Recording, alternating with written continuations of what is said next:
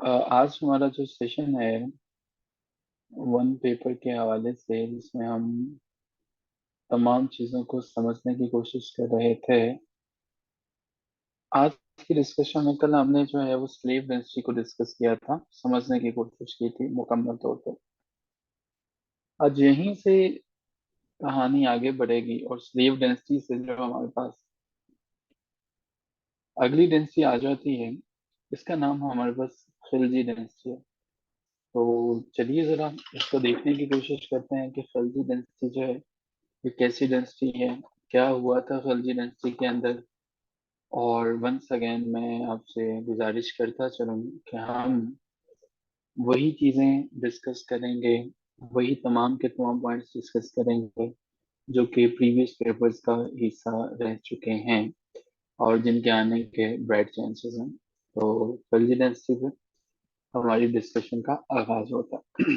Khalji density जब भी बरसगीर पाकों हिंद, यानी जिस पे आज हम देखते हैं, ये यकीनन ऐसा नहीं था और नहीं ऐसा रहेगा। आज जिस जगह पे बैठे हैं 100 ईयर्स के बाद यहाँ पे कौन आएगा ये हम नहीं जानते हैं। कुछ ऐसा ही यहाँ पे होता रहा। इस जमीन ने 1290 से लेके 1320 तक जिस डेंसिटी को देखा वो हमारे पास खिलजी डेंसिटी थी। अभी तक अगर हम कहानी में समझ चुके हैं तो पहले हमारे पास जी गजनी था, फिर जी हमारे पास मोहम्मद गौरी था, फिर हमारे पास एस सलेम था, फिर हमारे पास के जो है वो खिलजी आएगा, फिर हमारे पास टी जो है वो तुगलक आएगा, फिर हमारे पास सैयद डेंसिटी आ जाएगा, और फिर हमारे पास लोधी डेंसिटी आ जाएगा। तो ये एक छोटा सा कोड है GGSKTSL जो है वो। तो चलिए अभी के लिए अब सिर्फ जो है वो ये समझ लें कि आप जी और एस के तक पहुंच रहे हैं और टी भी हम कवर कर लेंगे। वैसे सियालकोट के लिए एब्रीवेशन भी है SKT सियालकोट के ना, तो GGSKT से हमें ये डेंसिटीज याद रह सकती हैं, आसान हो सकता है। यहाँ पे हमारे पास जो है वो खिलजी डेंसिटी आती है जब भी। वालेकुम अस्सलाम खदीजा साहबा। जब भी हम खिलजी डेंसिटी की बात करते हैं तो फाउंडर का नाम तो वो पूछता ही है, और वो फाउंडर हमारे पास है जी जलालुद्दीन फिरोज खिलजी। क्या कमाल का और क्या बारूद किस्म का शख्स होता था जलालुद्दीन फिरोज खिलजी। जितना खुद ताकतवर था उतनी ही जो है वो ताकतवर डेंसिटी बनाना चाहता था, लेकिन सारे का सारा ख्वाब सिर्फ 30 सालों में चकनाचूर हो गया। इससे पहले स्लेव डेंसिटी तो 84 ईयर्स तक रही थी, 84 साल तक। यहाँ पे खानदान गुलामा यानी कि जो स्लेव डेंसिटी थी, उसके बाद ये हमारे पास खुद डेंसिटी आ जाती है।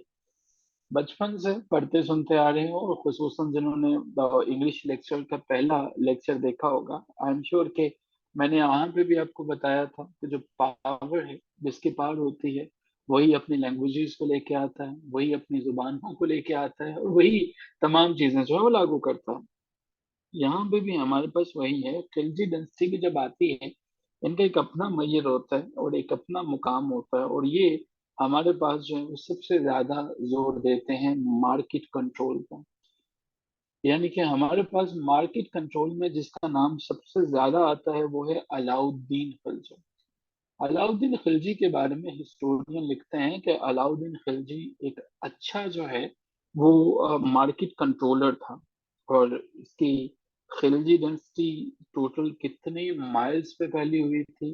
73,000 माइल्स पर। जिसका मतलब यह है कि आज के दौर में अगर आप इसको रफली तरीके से देख सको तो कई कंट्रीज, मॉडर्न कंट्रीज जो हैं वो इस एरिया में आ जाती हैं। जलालुद्दीन जो कि फाउंडर था, मैंने उसके बाद एक नाम दिया था अलाउद्दीन। अलाउद्दीन बेसिकली जलालुद्दीन के बाद आता है। जलालुद्दीन ने इस सल्तनत की, इस डेंसिटी की बुनियाद रखी थी। और जलालुद्दीन जो है वो हमारे पास इसके बानी है, जबकि अलाउद्दीन इसके बाद आता है। अलाउद्दीन खिलजी जो हैं, इन्होंने तारीख में एक ऐसी जबरदस्त किस्म की रेपुटेशन या इज्जत हासिल की जो इससे पहले कभी किसी के पास नहीं आ सकी। अलाउद्दीन को जंगों के खास से शौकीन नहीं हुआ करते थे। अलाउद्दीन की मसरूफियत ये थी कि मैं कुछ अपने लोगों के लिए काम कर सकूं, यही आपका एग्जामिनर पूछता है। मैं वंस अगेन आपको रिमाइंडर दे दूं कि हर वो लफ्ज जो यहाँ पे मैं लिख रहा हूँ ये पिछले क्वेश्चंस का आंसर है। ये वो क्वेश्चंस हैं जो बार बार आते हैं। यहाँ पर अलाउद्दीन जो है वो रेवेन्यू सिस्टम को कंट्रोल करता है। अलाउद्दीन वो है जो कि for the very first time जो है वो स्टेट की इनकम को रेगुलेट करने की कोशिश करते हैं और बाकायदा तौर पर सिक्के इंट्रोड्यूस करवाते हैं, मुख्तलिफ चीजों को जो है वो लेकर चलने की कोशिश करते हैं। वो कि वैसे तो खिलजी डेंसिटी हमारे पास 1320 में खत्म हो जाती है, एंड हो जाती है, लेकिन अलाउद्दीन खिलजी ने बड़ी मेहनत की थी। इन्होंने मार्केट रिफॉर्म को किया और इसके साथ साथ कोशिश की कि मैं एक लार्ज आर्मी अपनी मेंटेन कर सकूं, लेकिन अपनी इकोनॉमी को डिस्टर्ब किए बगैर, इकोनॉमी को मेंटेन रखते हुए। अलाउद्दीन खिलजी के बारे में क्वेश्चन पूछा जाता है कि क्या अलाउद्दीन खिलजी जो है ये कोई सलेब थे? तो याद रखेंगे कि खिलजी डेंसिटी स्लेव डेंसिटी के बाद आती है। तो ये जो है वो कोई भी स्लेव नहीं थे, ये कोई गुलाम नहीं थे, तो इनको गुलाम नहीं समझा जाए। अलाउद्दीन खिलजी जो है इनका मज़ार कहाँ पे है? आपने एक साइट का नाम सुना होगा, कुतुब मीनार जो है, बहुत दफा आपने सुना होगा कि कुतुब मीनार जो है वो, कुतुब मीनार बेसिकली अलाउद्दीन खिलजी का जो है वो टोम का नाम है। अलाउद्दीन खिलजी जो है वो कुतुब मीनार के अंदर ही मदफून है, वहीं पे दफन है। हमारे पास जो है अलाउद्दीन खिलजी इसके अलावा और भी बहुत से काम करते हैं। अलाउद्दीन खिलजी के बारे में आपको ये भी बता दें कि ये सबसे पावरफुल जो है वो हमारे पास खिलजी डायनेस्टी का सबसे पावरफुल किंग जो है वो अलाउद्दीन थे। ये अलाउद्दीन ही थे कि जिन्होंने जलालुद्दीन खिलजी का कत्ल कर दिया था, मर्डर कर दिया था। और उसकी वजह ये थी कि वो जलालुद्दीन खिलजी जो है वो हुकूमत किसी और को देना चाहते थे। तो अलाउद्दीन नेफ्यू था जलालुद्दीन खिलजी का, नेफ्यू था, और इसने जो है वो कत्ल कर दिया जलालुद्दीन खिलजी को। और सन इन लॉ भी था।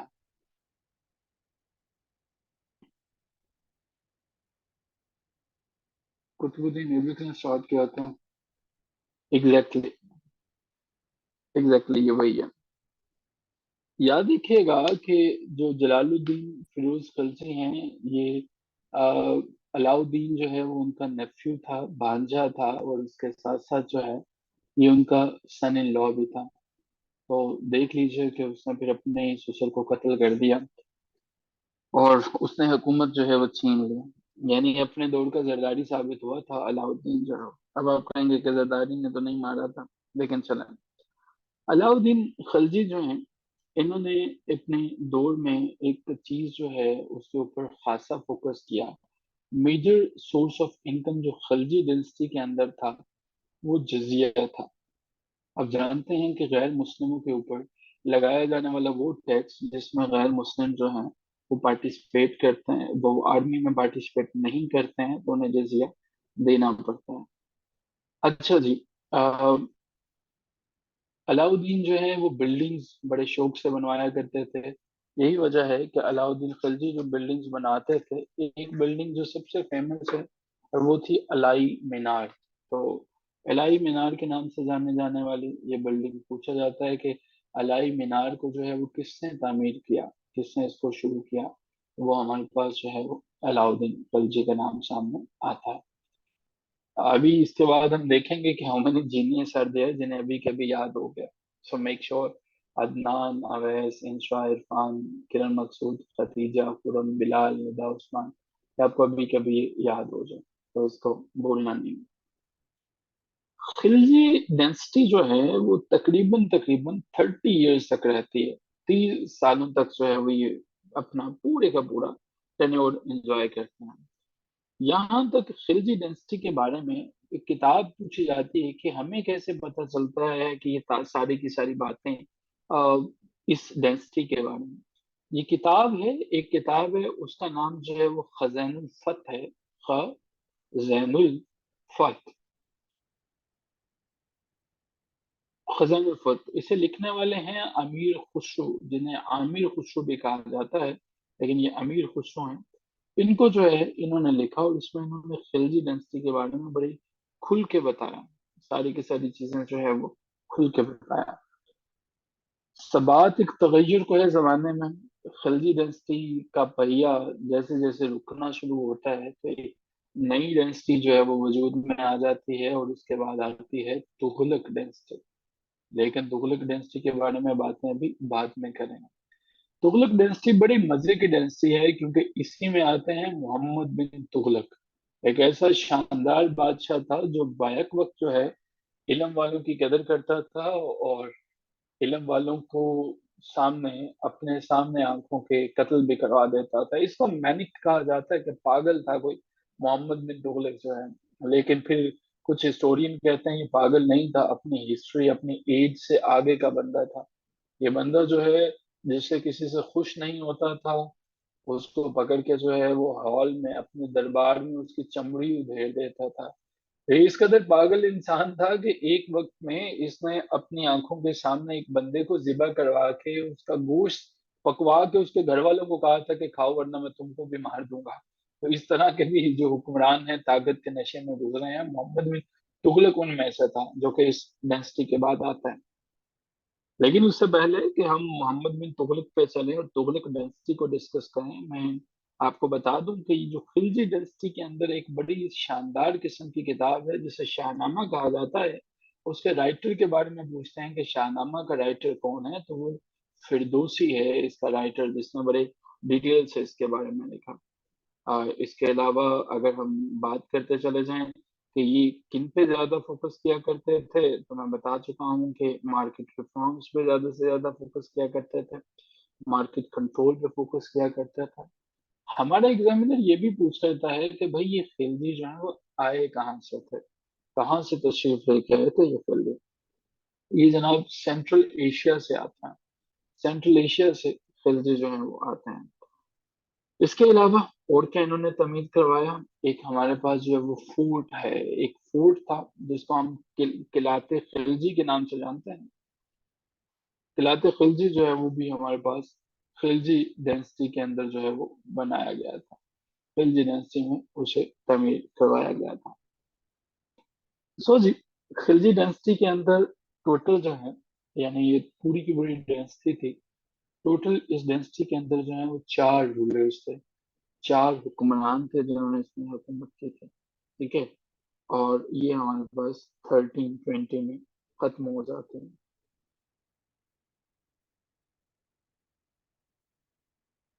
अच्छा जी, यहाँ तक कोई क्वेश्चन हो आपका? कोई क्वेश्चन हो यहाँ तक, किसी चीज की समझ ना आई हो? अलाउद्दीन खिलजी के दौर में मैंने एक तो अलाई जो है वो मीनार बताया, और दूसरा जो है वो अलाई दरवाजा, नोट कर लीजिएगा। ठीक है, अलाई दरवाजा जो है वो भी इसी दौर में बनवाया जाता है।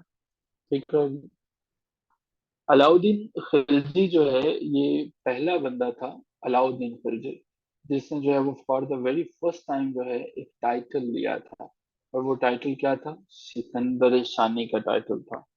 सिकंदर सिकंदर सानी का टाइटल जो है वो अलाउद्दीन ने लिया था। ठीक है, हमारे पास जो है वो ये जो है वो नाम है। अच्छा जी, सर अलाउद्दीन और जलाल, एक तो यार हमारे पास नाम आ जाता है, वैसे वो पूछा नहीं गया लेकिन मैं बता देता हूँ, मुबारिक शाह है। ठीक है, मुबारिक शाह है और खुसरू खान है, लेकिन ये पेपर में नहीं आया हुआ, इसलिए मैंने नहीं बताया। ठीक है, अच्छा जी, और लास्ट क्वेश्चन इस डेंसिटी के बारे में ये है, जी अलाउद्दीन अलाउद्दीन को टाइटल जो है वो सिकंदर सानी का दिया गया। लास्ट क्वेश्चन जो है वो ये है कि अलाउद्दीन खिलजी के दौर में कौन ऐसा शख्स था कि जो जनरल था? तो जो जनरल था अलाउद्दीन खिलजी के दौर में, उसका नाम जो है वो मलिक काफूर था। मलिक काफूर जो है वो जनरल था। And now it is time to check out कि how many genius are there. कितने ऐसे हैं जिन्हें ये सारी की सारी बातें याद हो चुकी हैं, ये सारे के सारे क्विज याद हो चुका है, ये तकरीबन को 50 के करीब क्वेश्चंस बनते हैं जो मैंने बोले हैं। You requested to write me in the chat box. Just a single me is more than enough for me. Okay, Bilal, I'm happy. ये बड़े इम्पोर्टेंट हैं, ये सारे के सारे इंसिडेंट्स भी। ये आपका पीछा नहीं छोड़ेंगे कभी भी। एक ही दफा समझ लीजिएगा, जो वन पेपर में जितनी भी चीजें हैं हमारे पास, यही चीजें एक ही तरतीब से चलती हैं इंडो पाकिस्तान में। इवन के जो लोग सीएसएस कर रहे होते हैं, ये उनके पास भी इंडो पाकिस्तान इसी तरतीब से चलती है, यही चीजें चलती हैं। आपके इंटरव्यूज में भी यही चीजें डिटेल से पूछी जाती हैं। तो इनको समझ लेना, आई एम श्योर कि काफी आसान कर देगा आपके लिए। इसके बाद हमारे पास अगली डेंसिटी आ जाती है, Tughlaq density. The great Tughlaq density, एक ऐसा शानदार किस्म का बादशाह है जिसका नाम लेते हुए उसके दोस्त भी कांपा करते थे, और वो मोहम्मद बिन तुगलक था। मैंने कहा, मोहम्मद बिन तुगलक जो है, एक जमाने में उसको न जाने क्या सूझी कि मोहम्मद बिन तुगलक ने कहा कि भाई मैं अपना कैपिटल शिफ्ट करना चाहूंगा दिल्ली से दौलताबाद की तरफ।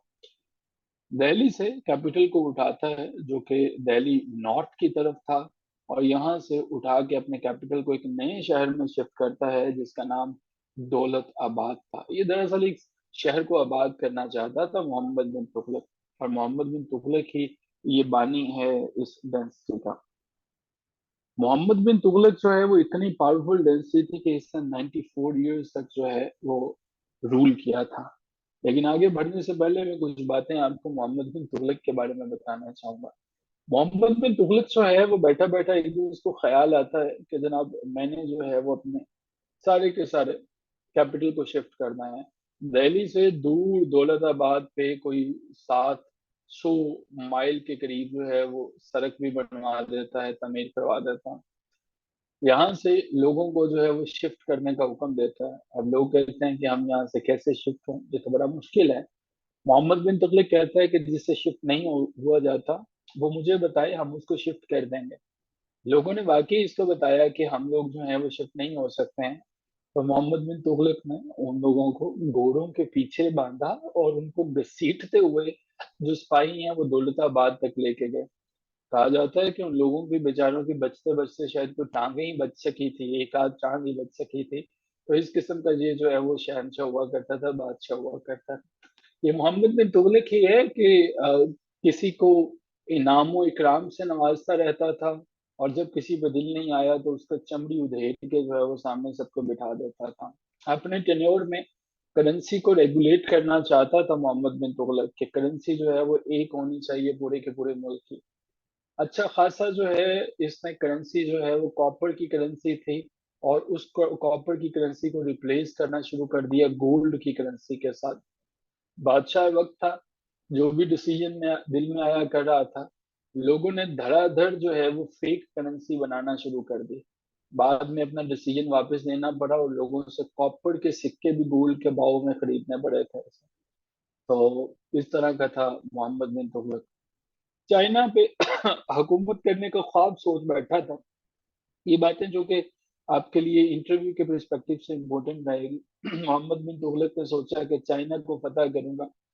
चाइना में इसने जो है वो 60,000 सिपाही भेजे कि चाइना को फतह करना है। और जानते हैं कितने सिपाही वापस आए थे वहां से? सिर्फ 10 सिपाही वापस आए थे। वो ये बताने के लिए कि कैसे जो है वो वहां पे उस वक्त की कोलाई रजीम थी, KULAI, कोलाई रजीम। उन्होंने किस तरह से इसको, इनके फौजियों को मारा। मेरे ख्याल ये सारी बातें अपनी जगह, लेकिन डेंसिटी है तो हम डिस्कस करेंगे मोहम्मद बिन तुगलक को। इसको हिस्टोरियन जो है वो कुछ पागल भी कहते हैं कि एक पागल किस्म का बादशाह था। मेरे क्या था तो था।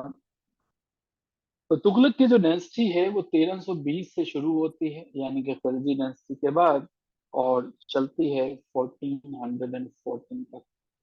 तो जरा सोचें कि अगर आप तुगलक की डायनेस्टी में होते तो आप कितना एंजॉय करते।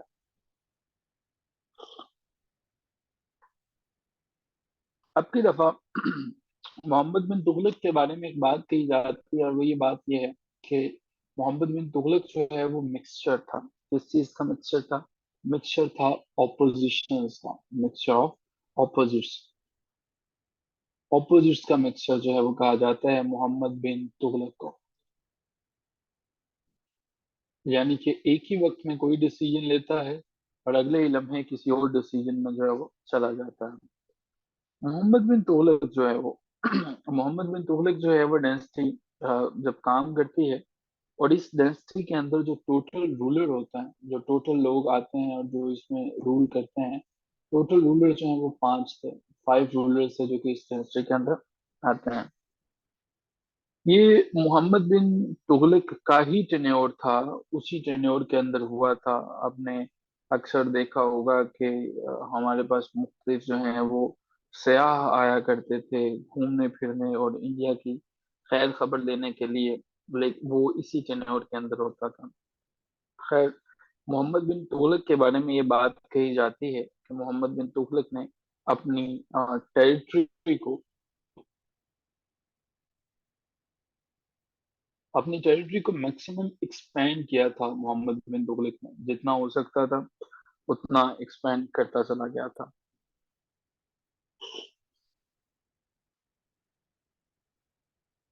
मोहम्मद बिन तुगलक जो है, इसकी डायनेस्टी के आखिरी रूलर का नाम वो पूछ लेता है कि लास्ट रूलर जो है वो कौन सा था। पांच थे ना, तो लास्ट का नाम वो अक्सर पूछ लेता है कि लास्ट कौन सा था।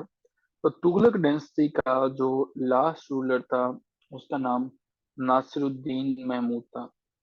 नासिरुद्दीन महमूद जो है लास्ट रूलर के तौर पर जाना जाता है। ये इसी का दौर चल रहा था कि तैमूर जो है, जो कि हमारे पास मंगोल था, एक मंगोल था, उसने अटैक किया था इंडिया के ऊपर। इंडिया जिसकी थी उसकी बहस, मुख्तलिफ लोग आया करते थे, इन्वेड किया करते थे, और ये नासिरुद्दीन महमूद के टर्नओवर में तैमूर ने अटैक किया था। इस तरह से चला करता था जी। मोहम्मद बिन तुगलक का जो है वो डेंसिटी चला करती थी। मोहम्मद बिन तुगलक के बारे में मैंने आपको बताया है कि बहुत ज्यादा जहीन फतीन बंदा था। बैक वक्त लिटरेचर, मेडिसिन, फिजिक्स, केमिस्ट्री, हर सब्जेक्ट के अंदर इसको मलिका हासिल थे। यानी हर सब्जेक्ट को बड़ी गहराई से समझता था मोहम्मद बिन तुगलक। और कुछ हिस्टोरियन कहते हैं कि वो पागल नहीं था, वो अपने जमाने से बहुत आगे का बंदा था। ये वो बंदा था जिसने for the very first time जो है वो मॉनेटरी रिफॉर्म्स इंट्रोड्यूस करवाए। पूछा जाता है कि मॉनेटरी रिफॉर्म्स को बेहतरीन लेवल पे किसने एनहांस किया था, वो मोहम्मद बिन तुगलक है। जिसने इंट्रोड्यूस करवाई थी वो अलाउद्दीन था, जो कि पहले वाला था। लेकिन यहाँ पे इसने ना सिर्फ इंट्रोड्यूस करवाया बल्कि अपने लोगों के ऊपर टैक्सेस को भी बढ़ाया था। टैक्सेस को बढ़ाता चला जाता था। पहली दफा बाकायदा तौर पर क्वाइंस इंट्रोड्यूस करवाए जाते हैं, और जो क्वाइंस हैं इसके दौर में उनको कहा जाता था टैंक्स, उसको कहा जाता था शाशंगी, उसको कहा जाता था जीतल। ये कुछ नाम थे जो कि इंट्रोड्यूस करवाए गए थे। और ये सारे के सारे जो हैं वो इनमें से कुछ गोल्ड के, ज्यादातर गोल्ड के, फिर सिल्वर के, फिर कॉपर के हुआ करते थे। और ये इसी के टेन्योर में हुआ था कि लोगों ने गोल्ड के सिक्के जो है वो छुपाना शुरू कर दिए थे। जैसे आपको याद होगा, जब आप छोटे से होते थे तो आपके 1 रुपए का या 2 रुपए का या 5 रुपए का जब सिक्का हुआ करता था तो वो कॉपर का बना हुआ होता था। आपको याद है? तो फिर लोगों ने उसको पिघला पिघला के जो है वो बर्तन बनाना शुरू कर दिए थे। नतीजतन गवर्नमेंट ने वो बंद कर दिया। पाकिस्तान में आपको याद है? किस किस को याद है? किसी ने देखे थे या आप सबने वही हल्के वाले रुपए ही देखे हुए हैं?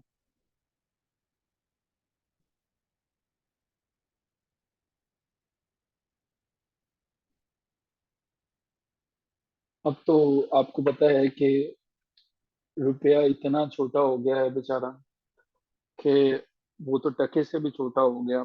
हमारे हुक्मरानों ने रुपए को बेचारे को बहुत छोटा कर दिया। खैर जी, coming back to the topic. ये तुगलक डेंसिटी के अंदर जो है वो मोहम्मद बिन तुगलक अपनी डायरी में बड़ी चीजें लिखा करता था, बड़े अजीम अजीम आइडियाज लिखा करता था। तो ये वही डायरी थी कि जिसको बाद में आने वाला दूसरे नंबर पे इसका कजन था, फिरोज शाह तुगलक। फिरोज शाह तुगलक ने जब अपने बड़े भाई की डायरी को उठाया तो उसने देखा कि यार बड़े काम की बातें लिखी हैं। उसमें मोहम्मद बिन तुगलक का ख्वाब था कि पूरे के पूरे इंडिया में एक बेहतरीन जो है वो नहरी निज़ाम होना चाहिए, कैनाल सिस्टम जो है वो एक नेटवर्क बनना चाहिए। ख्वाब मोहम्मद बिन तुगलक का था, पूरा करता है फिरोज शाह तुगलक। और अल्लाह के फजल करम से और आप सबकी दुआओं से वो निज़ाम जो है वो हमें पाकिस्तान में भी मिला। और अल्हम्दुलिल्लाह आपको ये जान के खुशी होगी कि हमने उसमें 1 इंच का इजाफा नहीं किया। जो फिरोज शाह तुगलक ने हमें दिया था वैसे का वैसा, बिल्कुल वैसे का वैसा, वैसे ही निज़ाम मौजूद है। वो निज़ाम खराब हो सकता है, तबाह हो सकता है, लेकिन ना तो हम इम्प्रूव करेंगे ना उसे बेहतर करेंगे, क्योंकि वो मोहम्मद बिन तुगलक का दिया हुआ था और फिरोज शाह तुगलक ने उसको जो है वो मुकम्मल किया। तो अभी तक हमारे पास वही नहरी निज़ाम चल रहा है और हम ये कहते हैं कि पाकिस्तान का दुनिया पास दुनिया का बेहतरीन आबपाशी का निज़ाम है। और ये निज़ाम असल में वहीं से चलता हुआ आ रहा है। ओके जी। इब्ने बतूता, आपने नाम सुना होगा, सयाह था। इब्ने बतूता जो है वो, इब्ने बतूता जो है, मोहम्मद बिन तुगलक का जमाना चला करता था कि इब्ने बतूता जो है यहाँ पे आता है। मोहम्मद बिन तुगलक इससे बड़ा मुतासिर होता है इसकी बातों से, इब्ने बतूता से। और वो समझता है कि ये बड़े काम का बंदा है, उसको चीफ काजी अपॉइंट कर देता है। तो चीफ काजी कौन किसको अपॉइंट करता है? मोहम्मद बिन तुगलक इब्ने बतूता को।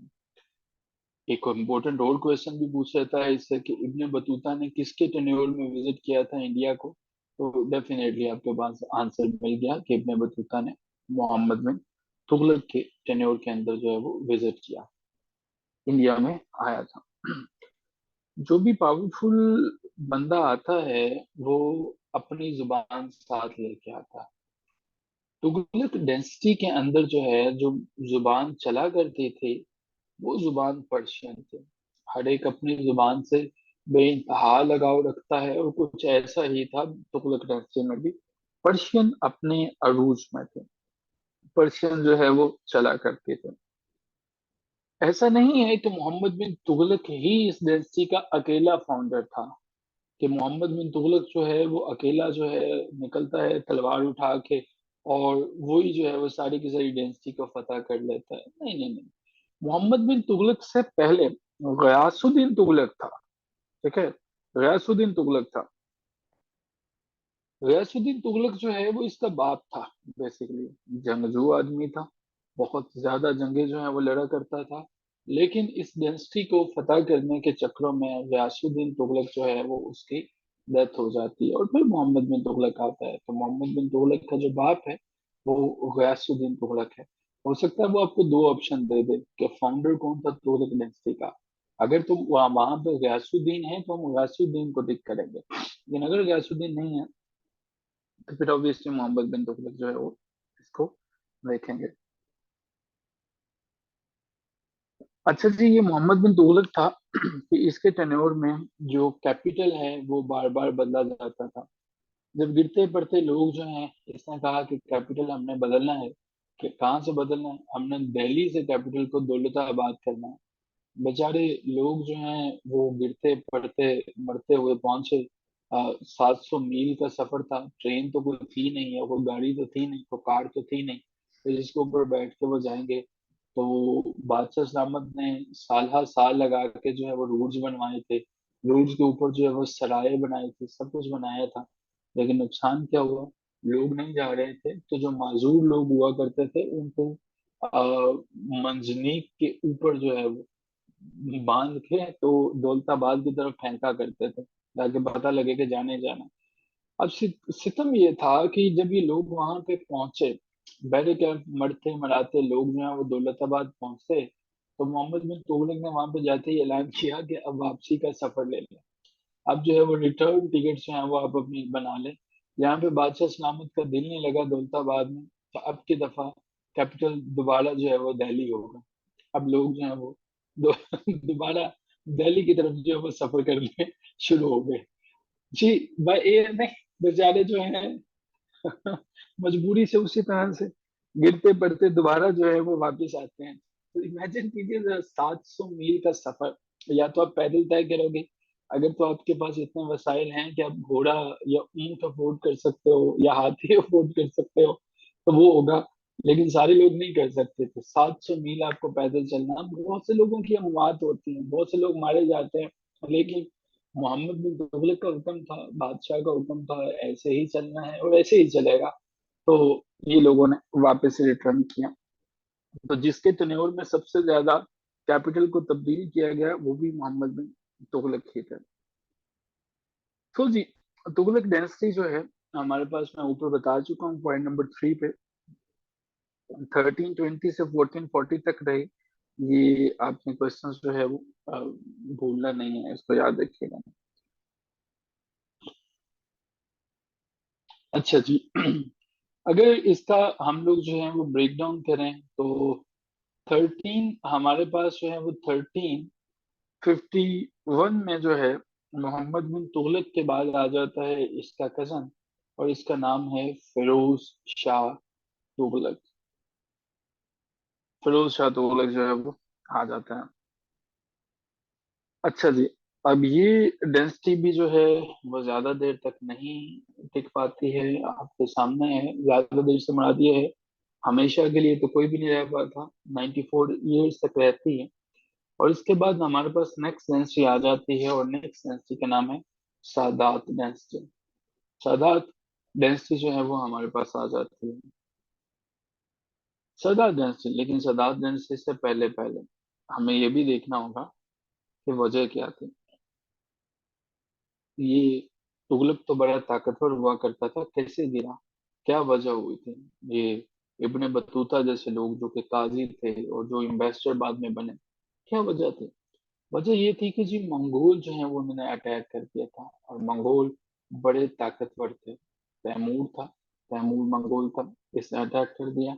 इनके पास कोई पॉलिसी थी नहीं, अपने लोगों को कमजोर कर चुके थे, जंगों पे बेइंतहा पैसा जो है वो लगा चुके थे। और फिर हमने ये देखा कि सिचुएशन बिगड़ती चला गई। 1351 में मैंने बताया था कि फिरोज शाह तुगलक आया था। फिरोज शाह तुगलक के बाद जो है वो कजन आता है उसका, मोहम्मद बिन तुगलक। ठीक है, मोहम्मद बिन, सॉरी, मोहम्मद आदिल बिन तुगलक। मोहम्मद आदिल।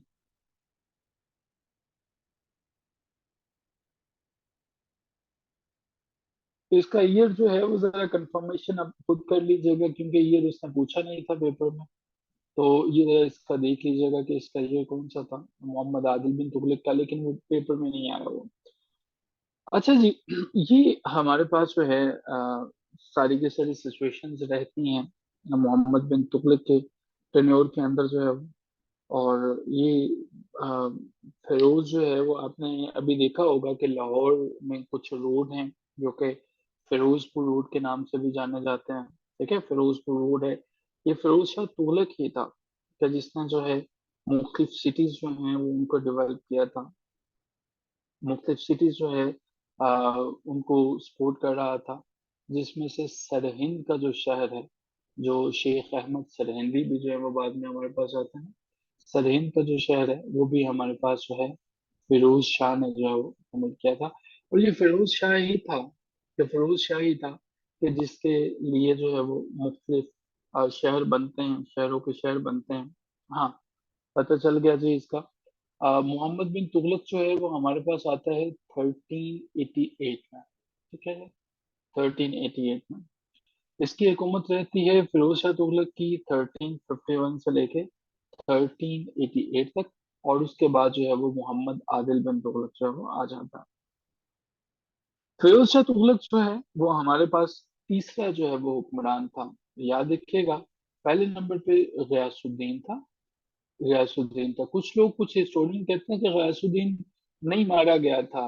वो जो है वो हमारे पास जब हम खिलजी डायनेस्टी की बात करते हैं वो कहते हैं कि 1321 से लेकर 1325 तक इसकी हुकूमत थी। कुछ कहते हैं नहीं, मारा गया था। मैंने क्या, दोनों पॉइंट्स आपके साथ शेयर कर दिए हैं। और 1325 या 1321 से 1351 तक रहता है जी मोहम्मद बिन तुगलक। 1351 से 1388 तक जो है वो रहता है हमारे पास ये वाला पर्सन जो है, फिरोज शाह जो है वो। अब यहाँ से देखिएगा ड्यूरेशन जो है इसके बाद जो सिचुएशन चलती है, अब सल्तनतें जो हैं वो वीक होना शुरू हो जाती हैं। लेकिन इससे पहले कि मैं आगे चलूं, जरा इसको मेमोराइज कीजिएगा, मुझे बताइएगा कितने लोग ऐसे हैं कि जिन्हें याद हो चुकी हैं सारी की सारी चीजें।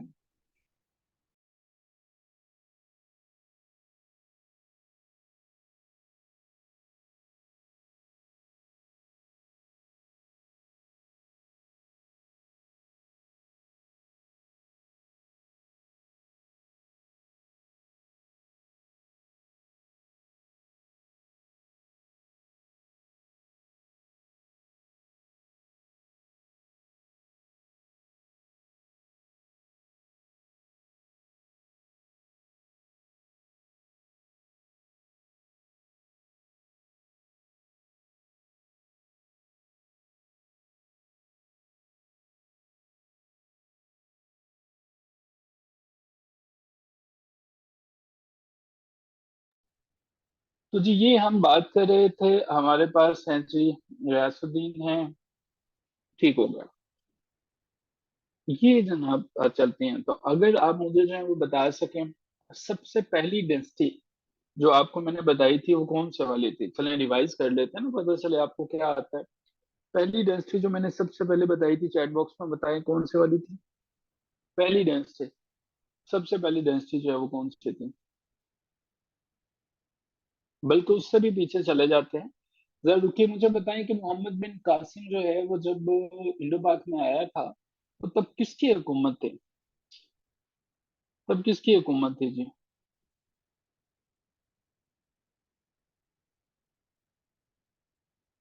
इंडो पाक में थी, राजा दाहिर की हुकूमत थी। और ये मुझे बताएं जरा, मोहम्मद बिन कासिम जब आया था तब वहां पे अब्बासी थे, या वहां पे उमैया थे, या वहां पे कोई और था।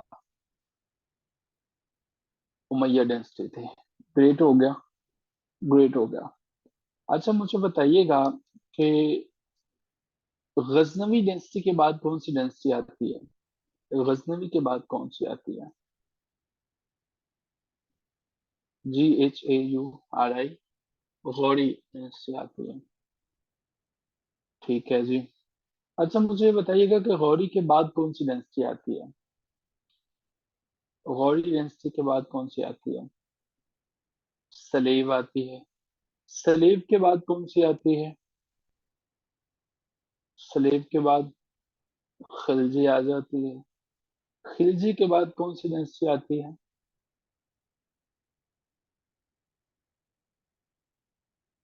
वही बताया था, GGSKT, तुगलक आती है।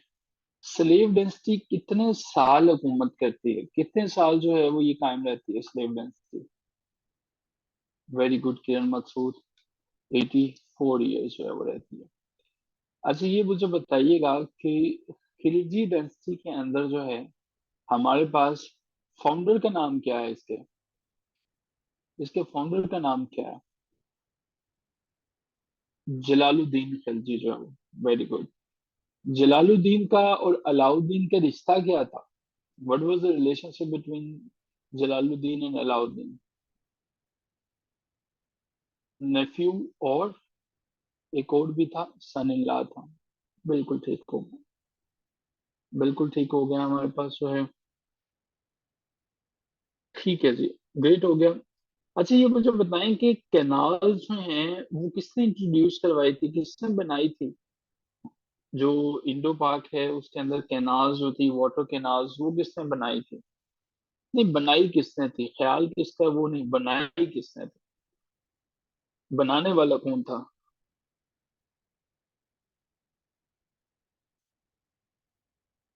ये जी फिरोज शाह तुगलक था।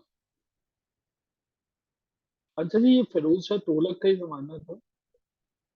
जो लोग आप में से CSS PMS की तैयारी कर रहे हैं, ये जी स्क्रीनशॉट ले लें, फिर मैं अगली बात बताता हूँ, अगली स्क्रीन पर चलता हूँ। और स्क्रीनशॉट ले लिया आपने खतीजा। उस टेन्योर में यहाँ पे हमारे पास आते हैं जी चरखा। चरखे का कॉन्सेप्ट जो है वो आता है, बड़ा इंपॉर्टेंट जो है वो। चरखे का कॉन्सेप्ट था। चरखे के ऊपर पूरी की पूरी शायरों ने अपनी किताबें लिखी थी, तो जिन लोगों ने CSS करना है, देना है, उन्हें पता होना चाहिए कि ये जो चरखा था इसको 1400 के अंदर जो है वो इंट्रोड्यूस करवाया जाता है। क्वेश्चन वो वैसे कभी कभी पूछ भी लेता है, स्पिनिंग व्हील कब इंट्रोड्यूस करवाया गया था। और चरखे के ऊपर ना कई जो है वो, सबसे ज्यादा जो काम था वो शाह हुसैन का था। ठीक है, शाह हुसैन ने इसके ऊपर सबसे ज्यादा काम किया। वैसे तो आपको पता है कि अब शाह हुसैन के अक्सर जो सॉन्ग्स हैं उन्हें अडॉप्ट भी किया है, नुसरत फतेह अली खान ने भी गाया हुआ है। ठीक है, कि सुन चरखे दी मीठी मीठी कूक, तो वो भी आ जाता है। और अब आपको पता है कि शायरी के बेताज बादशाह उस्ताद चाहत फतेह अली खान भी इसके ऊपर यकीनन कुछ लिखेंगे, पढ़ेंगे। आप में से आप सब ने जो है वो यकीनन उस्ताद चाहत फतेह अली खान को भी सुना होगा। अगर नहीं सुना तो ना सुनिएगा, अच्छा नहीं रहेगा। Coming back to the topic जी, इब्ने बतूता। इब्ने बतूता का पूछा जाता है कि वो कहाँ से आया था इब्ने बतूता। इब्ने बतूता जो है वो मोरक्को से आया था। ठीक है, याद याद करेंगे जी अभी के अभी, जैसे जैसे मैं ये साथ लिखा हूँ। ठीक है, मोहम्मद बिन तुगलक की आखिरी दो बातें और उसके बाद हम जो है वो अगली डेंसिटी पे चले जाएंगे। मोहम्मद बिन तुगलक, मैंने बताया कि बड़ा जहीन किस्म का आदमी था, बड़ा फतीन किस्म का आदमी था। उसको पता था कि मुझे अगर दुनिया के ऊपर रूल करना है तो मुझे एग्रीकल्चर को बेहतर बनाना पड़ेगा। और उसने एग्रीकल्चर के लिए एक अलहदा से डिपार्टमेंट बना रखा था जिसका नाम दीवाने कोही था। ठीक है, दीवाने कोही जो है वो ये मौजूद था। तो अमेजिंग, बड़ा इंटरेस्टिंग बात है, दीवाने कोही था। मोहम्मद बिन तुगलक जो है वो ये जाना जाता है इस सारी की सारी डेंसिटी में सबसे ज्यादा कमाल का बारोब और बा असर जो है वो हमारे पास बंदे के तौर पर। क्योंकि कुछ स्टूडेंट इससे जो है वो नंबर टू, यानी कि इससे पहले समझते हैं गयासुद्दीन तुगलक को, फिर इसको जो है वो समझते हैं कि ये जो है वो उस काम का बंदा था। इसके बाद हमारे पास आ जाती है जी सादात डेंसिटी। तो सादात जो है वो डेंसिटी पे जाने से पहले जरा मुझे मुकम्मल करवाइएगा। मैंने लिखा जी, यानी कि वन नहीं आएगा, अभी हम सारी डेंसिटीज लिखते हैं ना। जी, अब जरा मुझे बताएं कि इसके बाद नेक्स्ट मैं क्या लिखूंगा, अगली कौन सी डेंसिटी लिखूंगा। हम एक शॉर्ट कोड मुकम्मल करना चाह रहे हैं। तो पहली डेंसिटी तो आगे जी, दूसरे में मैं क्या लिखूंगा, आप जरा टू डॉट करके बताएंगे ना, मुझे पता लगे। नेक्स्ट हमारे पास जो है वो नेक्स्ट भी जी आ गया। ठीक है जी, अब इसके बाद मुझे बताएं कि क्या लिखूंगा। जी जी, तो थर्ड पे मैं क्या लिखूंगा, एस, यानी कि स्लेव आ गया। ओके जी, यानी कि गजनवी पहली हमारे पास हुकूमत थी, फिर गौरी थी, फिर स्लेव है।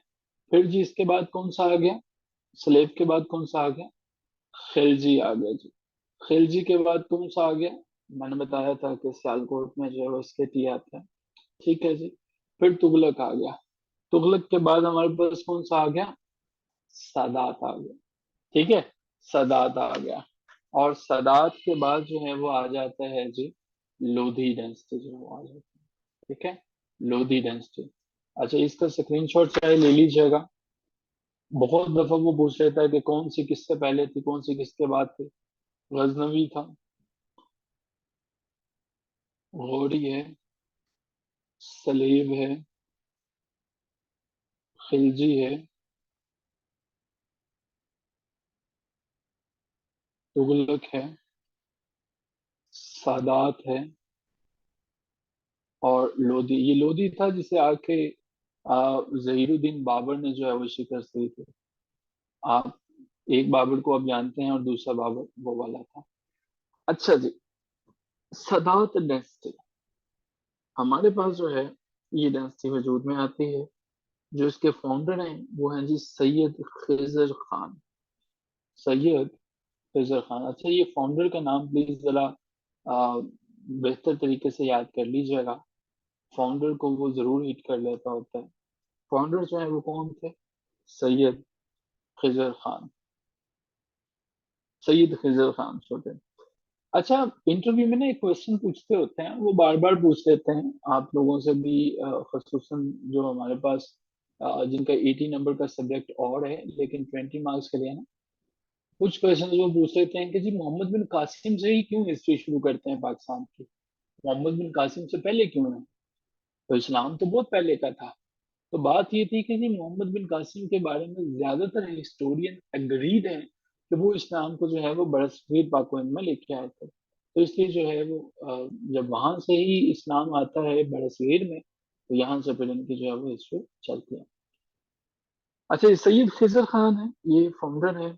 सदात जो हमारे पास ये डेंसिटी है, डेंसिटी वजूद में आती है 1414 में, 1414।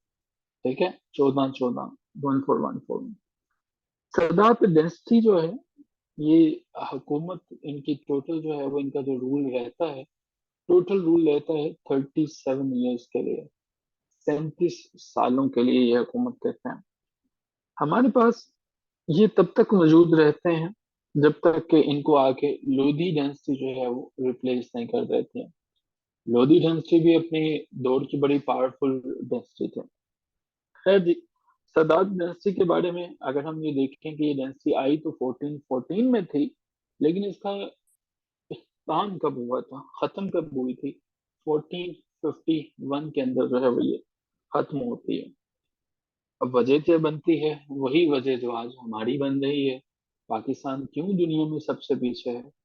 बहुत सी वजहों में एक वजह यह है कि हमारी गवर्नमेंट बड़ी वीक है। जो गवर्नमेंट जिनको करनी है वो गवर्नमेंट नहीं करते हैं, जिनको सरहदों पे होना होता है वो गवर्नमेंट करते हैं, जो सरहदों पे रहते हैं वो सरहदों वाला काम नहीं करते हैं। दुश्मन से हम चाहते हैं कि लड़ा जाए नहीं, सुलह और मुआहदे से काम चल जाए। टीटीपी और दुश्मनों के साथ हम जो है वो कोशिश करते हैं मुआहदे करने। कभी किसी ने दहशतगर्दों के साथ भी सीज फायर किया है, ठीक है, टीटीपी के साथ हम मुआहदे कर रहे होते हैं। तो ये हमारे पास जो है वो कुछ ऐसी पॉलिसीज थी जिनकी वजह से ये बनता है। सादात डायनेस्टी के अंदर जो है सबसे ज्यादा जिस चीज ने प्रमोट हुई थी, जो सबसे ज्यादा ऊपर गई थी, वो इसके आर्किटेक्चरल फीचर थे। यहाँ पे आर्किटेक्ट आते हैं और वो इस डेंसिटी ने, हर डेंसिटी का कुछ होता है ना जो चीज प्रमोट होती है, तो यहाँ पे आर्किटेक्ट है।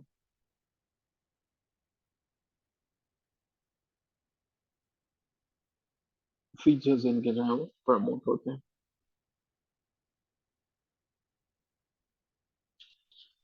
इसके अलावा हमारे पास जो इसके इम्पोर्टेंट क्वेश्चन है,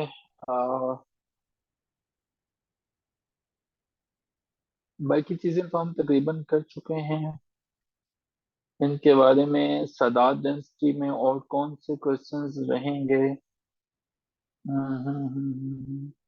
ये मैंने बता दिया है कि सैयद खैजर खान जो हैं उन्होंने इसको फाउंडेशन इसकी रखी थी। हाँ, अच्छा, खिजर खान के बाद इनका जो सेकंड नंबर वाला किंग है, ये क्वेश्चन इसका पूछा गया हुआ है।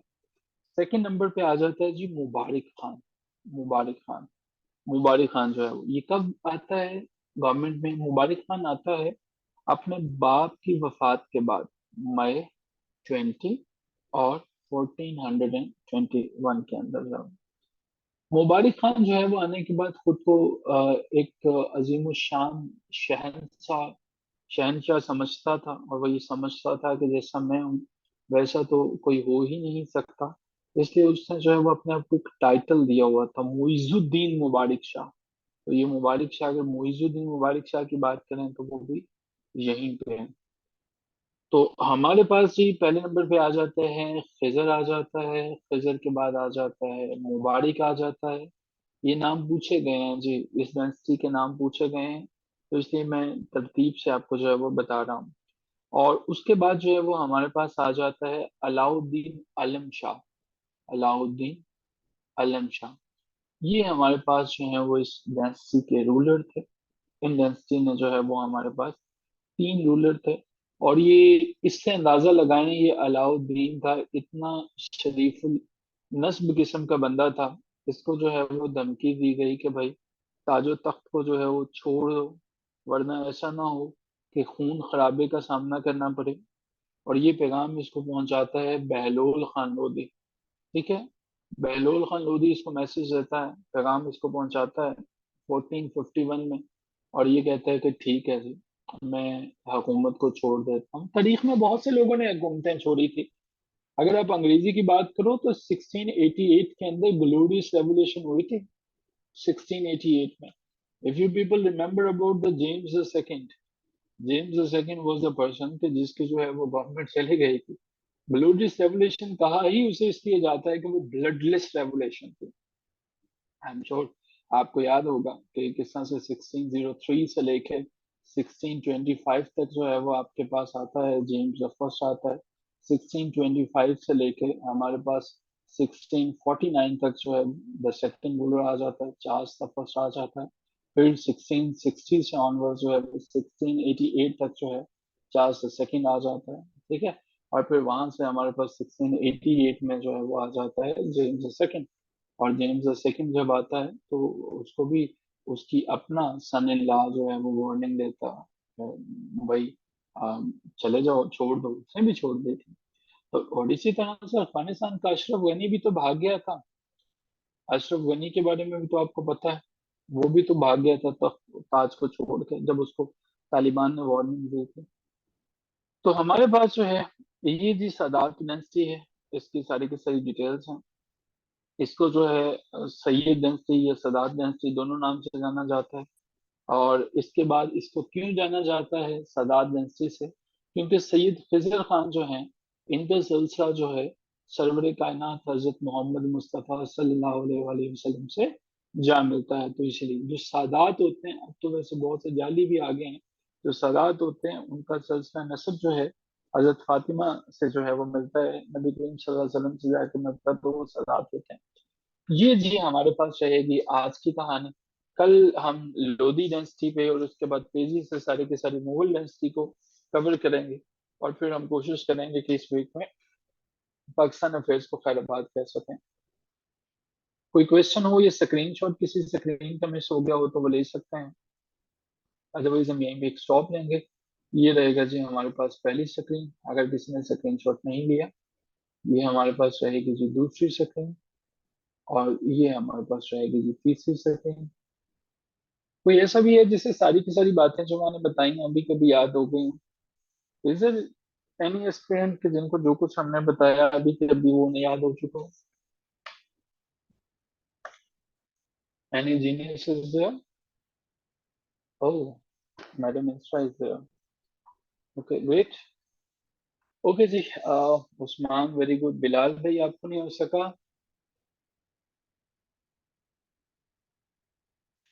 मैं तो नहीं लेता, ये आपके फेलो ही लेती हैं, फौजिया साहबा। मैडम खतीजा साहबा से रिक्वेस्ट कर लीजिएगा, इनके पास होंगे।